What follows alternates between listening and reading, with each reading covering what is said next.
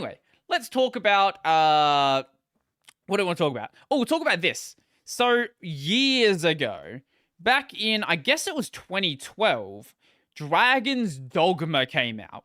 Now, if you've never played Dragon's Dogma, it is a how do I describe Dragon's Dogma? So it's in many ways a typical RPG. Like a typical medieval RPG. You go around with your crew and you do the typical RPG things. It's got a action combat system. It's a fun action combat system. It's got classes, but the classes, I believe you can just swap out at will. Yeah, like in town, like a lot of the Dragon Quest games, you can just roll yourself as a different class, swap out your gear, and do all that fun stuff. What made Dragon's Dogma like really special though is the way that it did its party system. So firstly, the AI was actually good, especially for 2012 AI, like really good for 2012 AI. They would actually like make out calls. They would do things that made sense. So if you're fighting like let's say you're fighting a griffin, for example. I guess the griffins were weak to fire. Or like these big orcs here. I think you could like hit their eyes with lightning or something and it would blind them, if I recall correctly. You could like hit them with lightning and it would blind them in some way. The AI would actually like do things that made sense. You could have like a support character and they would actually cast support spells on you that made sense at the time. The game was horribly balanced. Like, you couldn't reasonably play some of the classes. You could also get yourself into situations where you didn't have the like, damage type to be able to kill something. So, like, you need fire damage, and you don't have fire damage, and then you literally are not able to kill anything. So things like that could happen. But the party system. So, when you got, I think it was, like, after the first boss, maybe just before the first boss, you find this, like, magical stone thing, and there's the system called the pawn system. So these were basically a second character that you could develop, and they would be along your entire journey.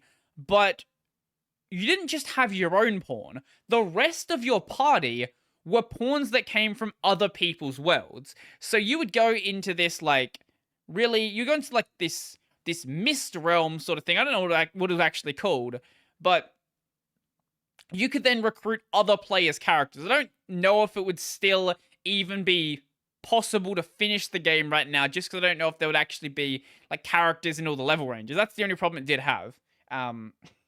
It made sense at the time we were playing the game, but nowadays it might be not great.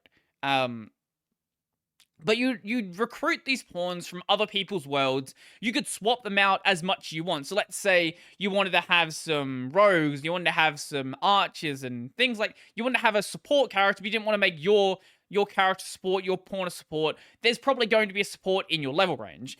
And the pawns that you bring from other worlds, they don't level up while you have them with you, if I recall. So you would have to be constantly swapping them out, finding new pawns that are going to like be around your level range. It was a really fun system. I really enjoyed it. The combat was also pretty straightforward. I believe it was just like you had maybe 8 abilities, I want to say. And they're on like one of the trigger buttons. So they're on your face buttons, and then on the trigger button you could swap to another set of them. I think that was the case. Maybe it wasn't like that. Also, holy shit, the way that magic worked in this game. Okay, if we're gonna have a slow magic system, I want it to be a slow magic system where you feel like a fucking god. Dragon's Dogma, Meteor spell. Here we go. So when you got to like some of the higher level magic, you felt like an absolute fucking god. It took a while to cast the spell, and it would like... Yeah, there we go. Give it just a moment. You start hovering in the air, and then fucking meteors just fly down. Like, it just makes you feel really, really powerful. Actually, let's see if I can find a video showing off all the high spells. High spells. Yeah, here we go. So I don't know what spell's gonna be. Okay, this is showing off all of the spells. This is the, I think it was like basic fire spell. Then we have the basic lightning spell. There were like, I think it's the, is that a landmine or is that dropping something on the, oh no, that was your, you also had this like wall, like fire wall spell you could use as well, which also was really fun. Let's see if we can skip ahead to when some of the big dick spells are coming out. Oh yeah, here's one of the high level ice spells. Not like highest level, I believe. But you could summon this giant fucking pillar of ice out of the ground, and if you hit something with it, it would just knock them back. Like, man.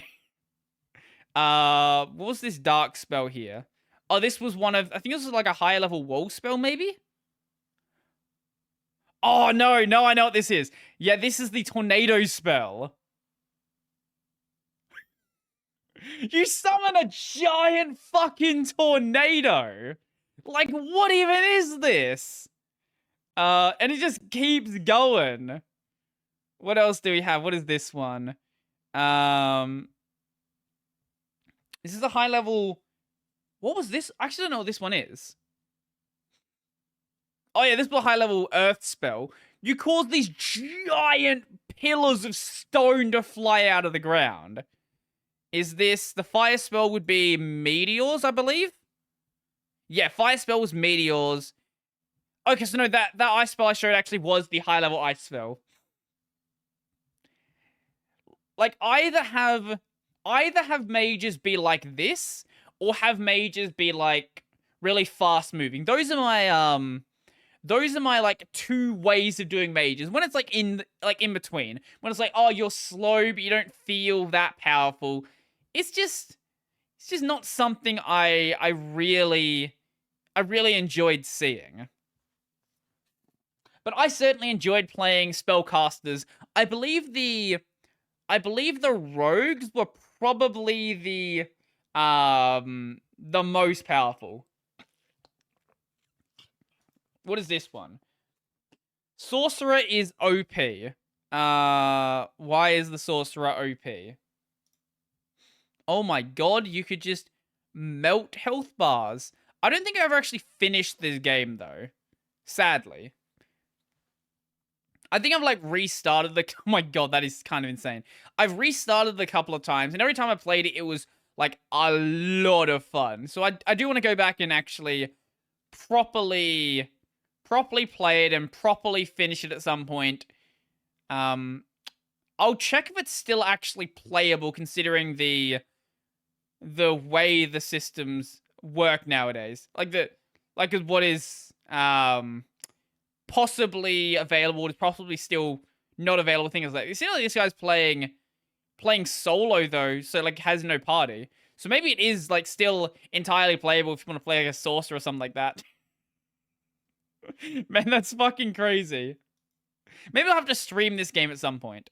Maybe it'll happen. But the reason why I brought up Dragon's Dogma is because the 10th anniversary happened, and there's like a 10th anniversary website, which is really strange because the game sort of just sat there dead for a while. We had the first game, we had Dragon's Dogma Dark Arisen, which was basically the game re-released with an expansion pack. It's basically Game of the Year edition, effectively. And then there was the Dragon's Dogma anime, there was the Dragon's Dogma MMO that never came to the West. I've never played it myself. I have no idea if it's any good. Considering it never came to the West, I would probably guess not. But back when well, okay, that answers my question, as it opened in 2015 and then shut down in 2019. So that would be a big no then. But there was this 10th anniversary website, and back when the Nvidia, like, what was it? Nvidia, what was that online service they had? It says it in this article. The Nvidia games leak from, what the fuck was it called?